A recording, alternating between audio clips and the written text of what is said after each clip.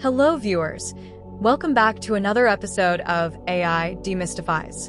If you're looking to start your journey in meditation but don't know where to begin, this video is for you. In this video, we'll discuss self-inquiry, a meditation practice suggested by Ramana Maharshi. We'll provide a step-by-step guide on how to practice self-inquiry and address the practical difficulties that may arise as you progress. How will you know you are actually progressing? To help with that, we'll also discuss the milestones you'll reach as you advance. As you achieve these milestones, you'll feel motivated and start to enjoy the journey. Self-inquiry is a robust and direct meditative process that aims to dissolve your ego and propel you towards self-realization. Hi, Orion. Can you tell us what the practice of self-inquiry is all about before we start discussing how to practice it? Sure. Ramana Maharshi's core teaching is self-inquiry through the question, who am I? He believed that by constantly questioning the true nature of the self, one can transcend the ego and realize the self, which is pure consciousness. This practice leads to self-realization and inner peace. How can just asking the question, who am I, lead one to self-realization? By persistently asking, who am I? One directs attention inward, peeling away layers of identification with the body, mind, and ego. This process helps in recognizing the transient nature of these identifications and reveals the underlying unchanging self, which is pure consciousness. This realization is the essence of self-realization. What do you mean by diverting attention inwards? Towards what? A part of body? A sensation in the body? A thought? What do you exactly mean by inwards? Inwards refers to turning attention away from external objects and thoughts and instead focusing on the source of one's awareness. It's not about focusing on a body part or sensation, but rather on the sense of I or I am. By tracing this sense back to its origin, one can discover the true self beyond the mind and ego. How do I recognize the sense of I? Is it a physical sensation? What should I look for? The sense of I isn't a physical sensation, but a subtle awareness of your existence. It's the feeling of I am that persists regardless of thoughts, emotions, or physical states. By focusing on this pure sense of being without attaching it to any identity or role, you can begin to recognize the true self. Would you like to try a simple exercise to experience this? Yes, please share the exercise. Sure. Here's a simple exercise to help you recognize the sense of I. Find a quiet space. Sit comfortably in a quiet place where you won't be disturbed. Relax and breathe. Close your eyes and take a few deep breaths to relax. Focus on the I. Gently bring your attention to the feeling of I am. This is the basic sense of your existence, without attaching it to any thoughts, roles, or identities. Stay with the feeling. Whenever thoughts arise, gently bring your focus back to this sense of I am. Don't try to analyze or describe it. Just be with it. Observe. Notice how this sense of I is always present, regardless of changing thoughts and emotions. Try this for a few minutes each day and see how it feels. What if I can't feel that I am? It's okay if you don't feel the I am right away. This practice can take time and patience. Here are a few tips. Be patient. Don't force the experience. Just gently bring your attention back whenever it wanders. Consistency. Practice regularly, even if it's just for a few minutes each day. Relaxation. Ensure you're relaxed and not trying too hard.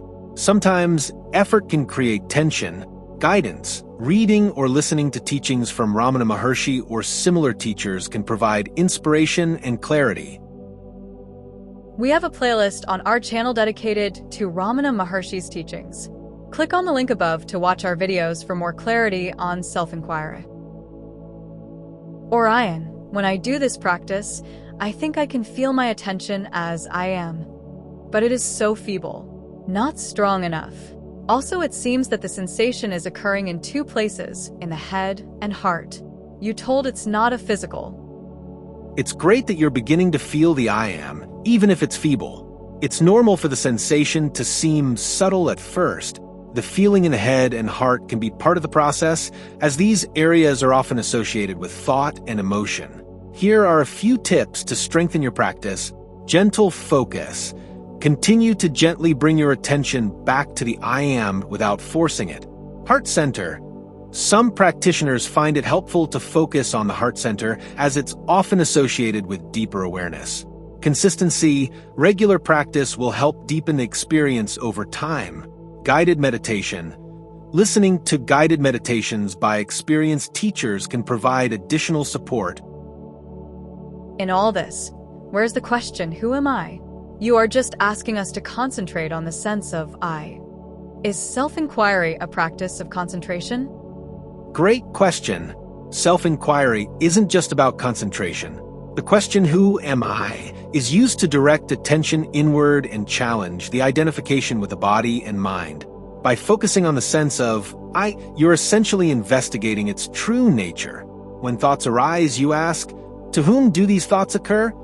The answer is to me. Then you ask, who am I? This process helps in dissolving the ego and revealing the true self. So by asking, who am I am making my mind to concentrate on itself without attending to my other thoughts? Exactly.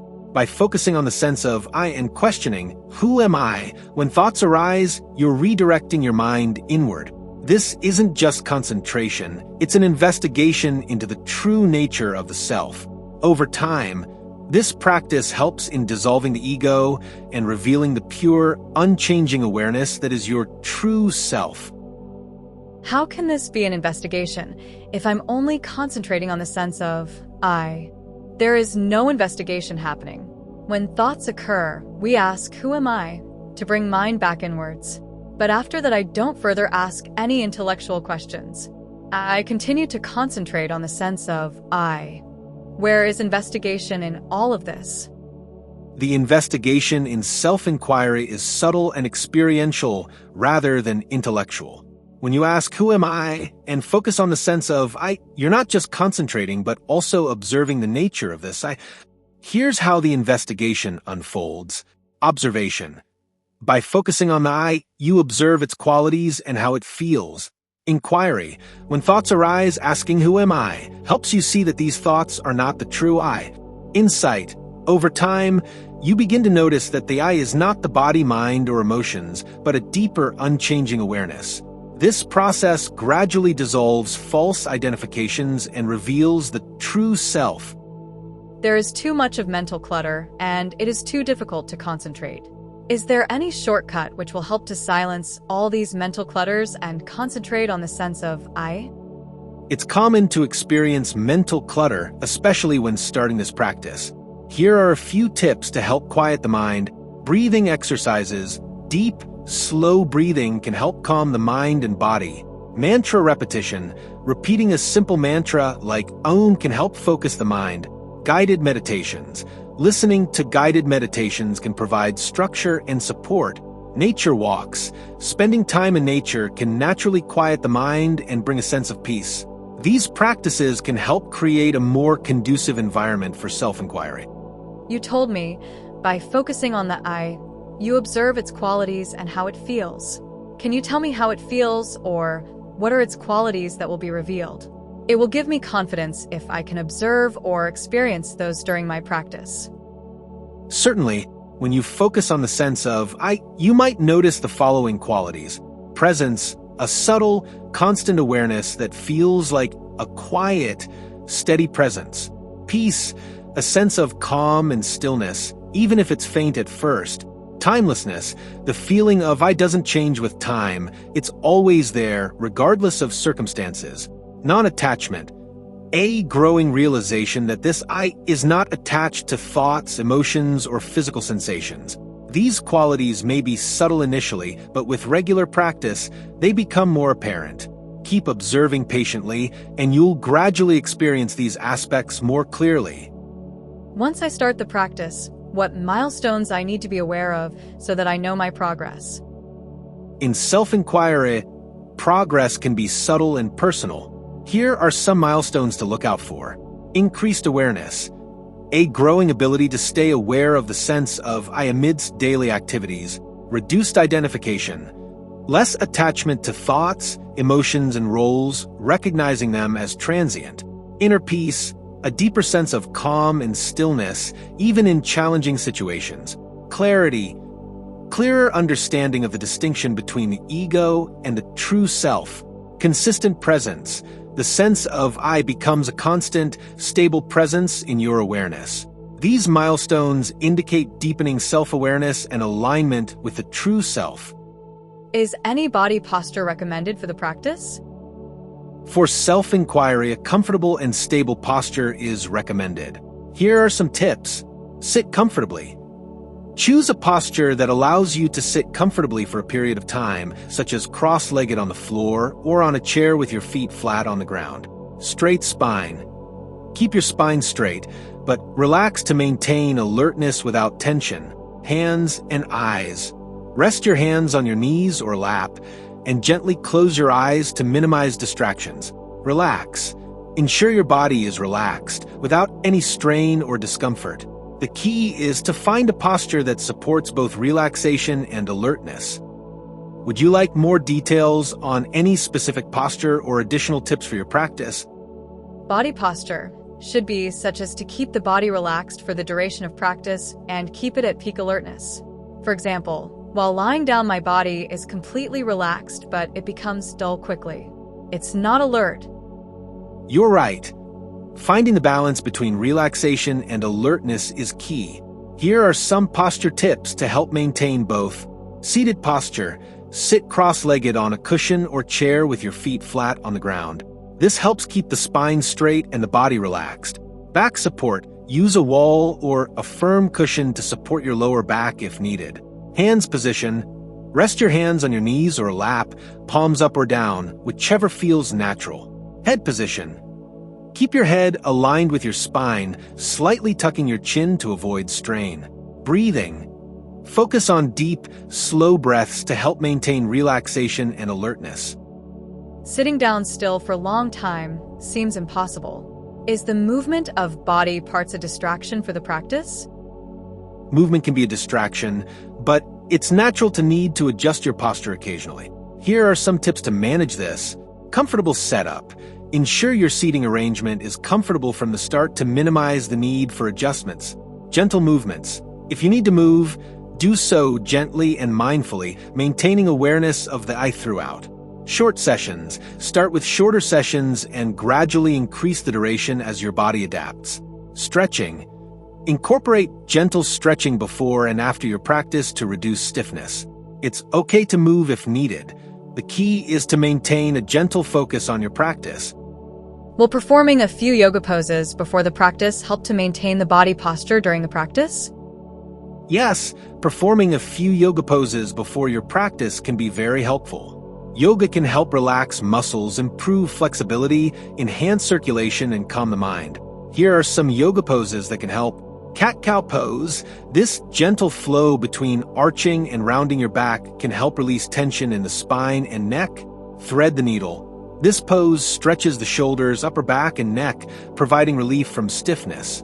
Child's pose.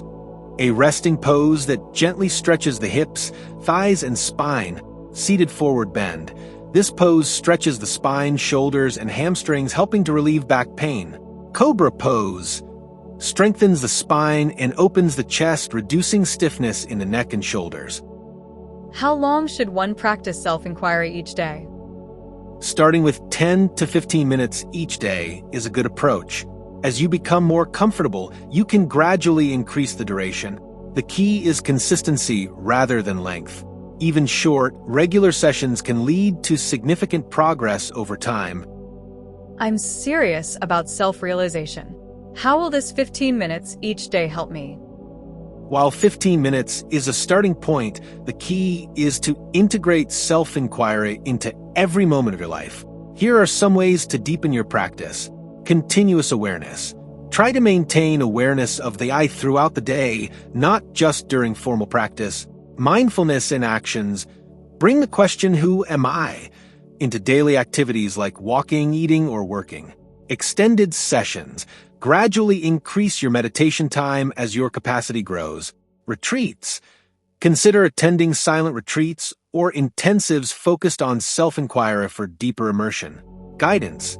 Seek guidance from experienced teachers or join a community of practitioners for support and inspiration.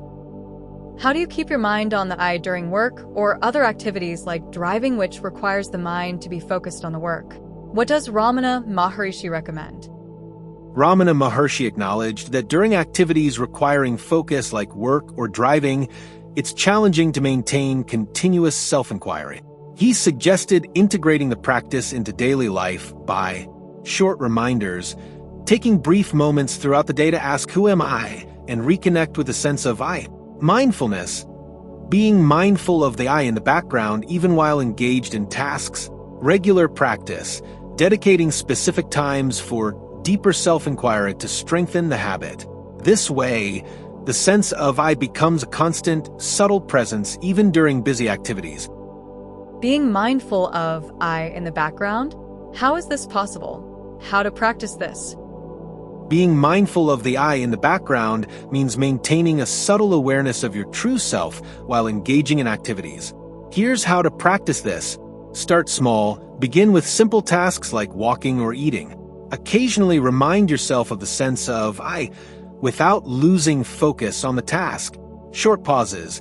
Take brief pauses during your day to reconnect with the I. Even a few seconds can help. Anchor points. Use specific moments like waiting at a red light or taking a break to bring your attention back to the I. Mindful transitions. During transitions between tasks, take a moment to ask, "Who am I?" and feel the sense of I. Over time, this practice becomes more natural, allowing the sense of I to remain in the background even during complex activities. Wow, it was fabulous. You have addressed all my concerns and helped me in better understanding of the practice of self-inquiry. Thank you so much, Orion. Well, viewers, that's it in this video. How did you enjoy this discussion? Please write your opinion in the comments section. It will help us better serve you in the future. Thanks for watching this episode. See you again in another interesting episode of AI Demystifies.